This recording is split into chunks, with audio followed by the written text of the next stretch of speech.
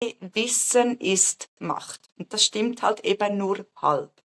Denn Wissen allein verändert überhaupt nichts. Und manchmal haben wir sogar auch noch das Gefühl, wir verstehen eigentlich schon ziemlich viel. Aber unser Leben bleibt trotzdem oft gleich. Und warum? Weil Wissen erst dann wirklich Kraft bekommt, wenn es verkörpert wird. Und genau da liegt der entscheidende Punkt. Wissen ist Information. Verkörperung ist Transformation.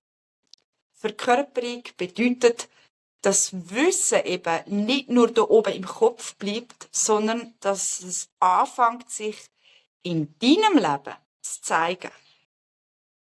Da vielleicht auch noch ganz wichtig. Zum Beispiel, wenn du weißt, dass Ehrlichkeit wichtig ist, aber deine Wahrheit nie aussprichst, dann bleibt das Wissen eine Idee. Oder wenn du weißt, dass Mut dein Leben verändern könnte, aber du immer wieder die sichere eine Variante wählst, dann bleibt auch das Wissen im Kopf drin stecken.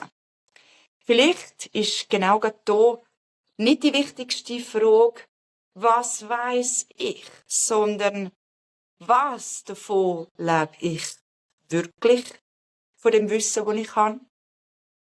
Vielleicht gibt es auch in deinem Leben etwas, das du eigentlich schon lange weisst, aber noch nicht verkörperst.